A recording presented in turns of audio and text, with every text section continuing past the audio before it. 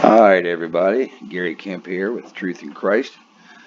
Just want to give everybody a heads up. This is a new channel I've started. I will be posting more videos soon, so please subscribe and tell your friends. This first video, talking with some Muslims, they like to say that the Quran has been perfectly preserved and down to the letter, and it's never had any changes, which is far from the truth. And they also like to say that the Bible itself is full of errors and corruptions, which, there's two verses that I can think of that I've researched and found that were added, but the rest of it is about 99.9% the same as first century texts that they found as far as the New Testament goes. And uh, copies of the Old Testament they found is up to 1,000 years BC. So, that being said, I just wanted to give a little example here about how the multiple versions of the Quran in use today have been translated to English, and some of these are on the same translations. But if you look at these translations, this would be Surah 4.434, looking at the different translations here. Now, if you look here, we have a Pickthall translation, and that was Marmaduke Pickthall. He was a convert to Islam in the early 1900s, actually 1930 is when he translated this, and later translations came in. I believe it's the Sahih International is the latest one. This is the one that they hand out to pilgrims on the Hajj that they do once a year for the trip to Mecca. For that, you have to do it once in your life if you are a Muslim. So back to these verses, and there's if you look at the Bible, you have the King James Version, you have the New King James Version, and a lot of different other English versions. But when you read the verses, the meaning of the verse is still there.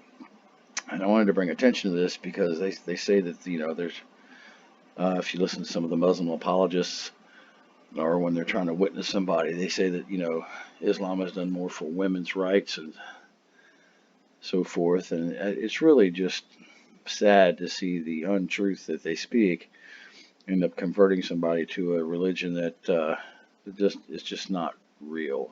Muhammad was a false prophet. I will be posting some more videos on that too. But again, getting to these verses, if you look at the Sahih International, it says men are in charge of women by right of what Allah has given one over the other and what they spend for maintenance for their wealth. If you look at the Pickthall, it's men are in charge of women because Allah hath made the one of them to excel the other, and because they spend of their property for the support of women. If you come down to like the Mohsin Khan, that would be the Sahih International, I believe. Or no, that's the this one right here, the Hilali Khan.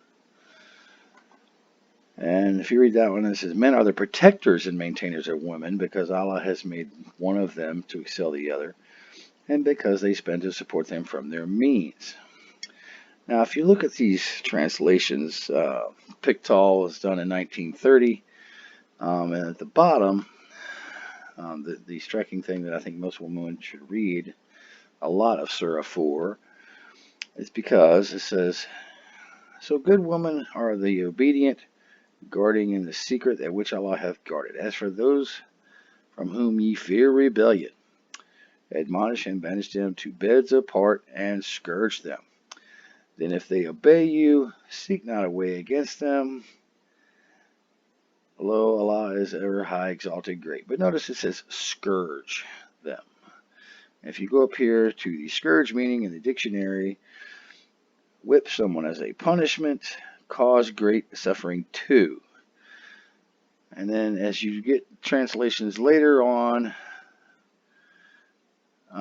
as they go, they get the translation for scourge gets changed. The Sahih International says forsake them in bed, and finally strike them. Yusuf Ali refuse to share their beds, and last, beat them lightly. There's a big difference between scourge, strike, and beat them lightly. The shakir, leave them alone in their sleeping places and beat them. Doesn't say anything about lightly. The Muhammad Sowar,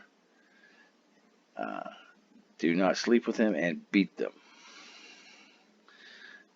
The Arbery, banish them to their couches and beat them. The Mohsen Khan is the nicest one, though, and last, beat them lightly if it is useful. So I wanted to point out the differences in these verses. They say across the 7 Arabic verses that they have in use today that it's only dialect between the 7 Arabic versions. Some of these versions are translated directly from different Arabic versions. Some are just translated differently over time as political correctness got more in the way of the social agenda. It's kind of funny that 90 years ago, scourge had meant to punish them greatly. It's caused them great suffering. So, women, Islam is not a religion that promotes your rights. In fact, in later videos, you'll see that they promote rape and temporary marriages for sexual pleasure. And Muhammad's youngest wife, he married at the age of 6 and consummated the marriage when she was 9. So, again, look forward to more videos and subscribe. And thank you very much.